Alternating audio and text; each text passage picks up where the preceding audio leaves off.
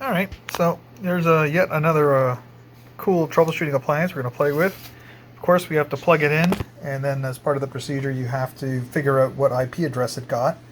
So in this one, we've got our good live action live wire, we've got our management port connected, and I'm just about to plug in the power. So I'm going to plug the power in here, like so.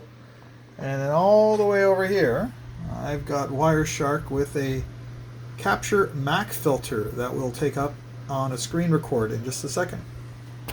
So as you saw, we just plugged the unit in and I recorded that MAC address, and Wireshark, I created a capture filter, ether space host, ETHER space HOST space, and the MAC address that's on the unit. You don't need to put a delimiter, like the colon, dash, whatever. Just I typed it all in. Now there's a lot of ways of doing this. I just find this to be the easiest.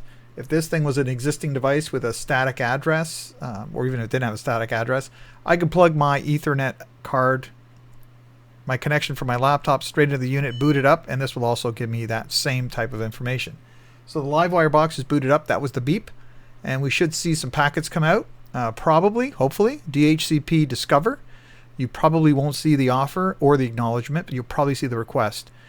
From that, you'll see an ARP. Usually, not always, you'll see a gratuitous ARP to make sure the IP is unique. And then, I'm going to say 99% of the time, the device wants to get to the internet, so you'll see it ARP for the default gateway as well. A lot of clues, it sounds like a lot, but you'll see on my screen in just a moment, it doesn't really take much to see the IP address. And then from there, we just go to web browser and just get into the unit from there. So we're just waiting for it to boot up. And sometimes, it takes 30, 40 seconds. I might just pause the video for a moment and then come back when, oh, no, wait, spoke too soon. There it is. So you can see there's my Discover, like I said. There's some IPv6 stuff, as you can see, just by the syntax of that address. From there, we have a request.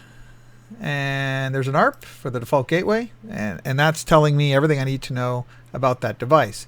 If you did want to do a device baseline and see how it behaves, it's always kind of good practice. You can come in here and see what the IP address it requested is 118.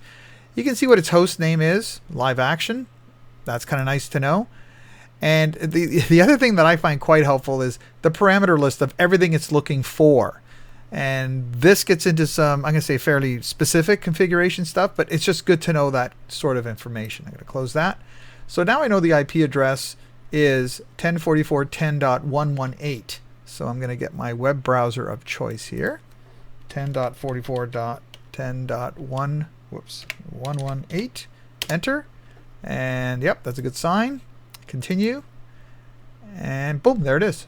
It's just that easy. So I hope that helped you out. You can use that with any tool. This has nothing specific to do with LiveNX or Live Action. This will work with any IP device that you plug into your network. Enjoy.